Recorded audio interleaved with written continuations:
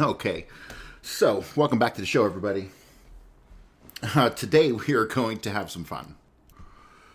Today we are going to be covering some pretty fucking outright confusing propaganda, and it's propaganda that I haven't fully come to conclude what the story is.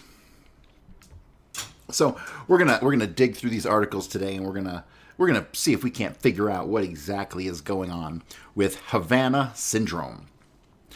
So, it's been a couple years. In 2016 was the first incident, and so I'm just gonna skip all the precursory news articles, and we are going to jump right into the Wikipedia because I love Wikipedia, and I've said it before. Wikipedia is always the official story. It's always a good summary of the official story. So, Havana syndrome is a set of medical signs and symptoms that include ringing in the ears, fatigue, and dizziness. United States and Canadian embassy staff first reported the syndrome in Havana, Cuba in late 2016 and subsequently in other countries. The U.S. Department of State has referred to the events as, quote, unexplained health incidents, or UHLs. They always got to have a three-letter abbreviation, don't they? While the director of the Central Intelligence Agency has called them publicly attacks. In 2018, U.S. diplomats in China reported problems similar. In 2018, U.S. diplomats in China reported problems similar to those reported in Cuba, as did undercover CIA agents working in other countries with partner agencies on missions aimed at countering Russian covert operations. Here we go with the Russians again.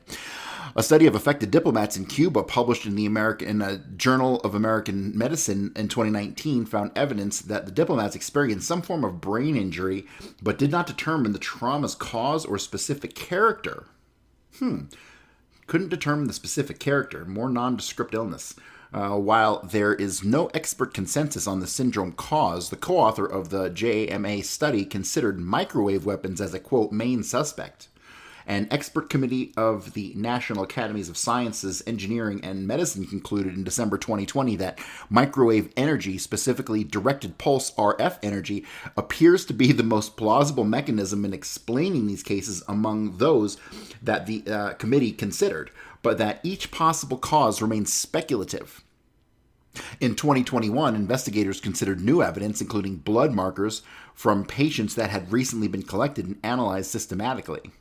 The U.S. intelligence services have not reached consensus on or formal determination of the cause of Havana syndrome, although U.S. intelligence and government officials have expressed suspicions to the press that the Russian military intelligence is responsible. So, let me continue on. Under Cuba, it says in August of 2017, reports began surfacing that American and Canadian diplomatic personnel in Cuba had experienced unusual, unexplained health problems dating to late 2016. As of June 2018, the number of American citizens experiencing symptoms was 26. The original 21 events in Cuba were characterized as starting with strange grating noises coming from a specific direction. Some people experienced pressure, vibration, or a sensation comparable to driving a car with the window partly rolled down. These noises lasted from 20 seconds to 30 minutes and happened while the diplomats were either at home or in hotel rooms. Other people nearby, including family members and guests in neighboring rooms, did not report hearing anything. Impact on American diplomats.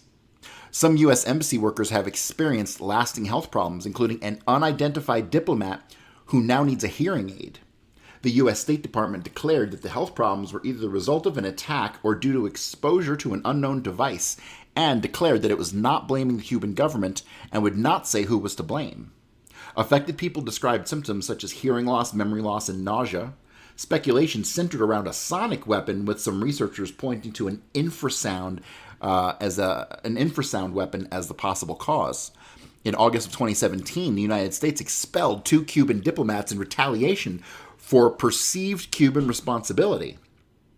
The next month, the U.S. State Department stated that it was removing non-essential staff from the U.S. Embassy and warned U.S. citizens not to travel to Cuba. Starting to sound like a ploy.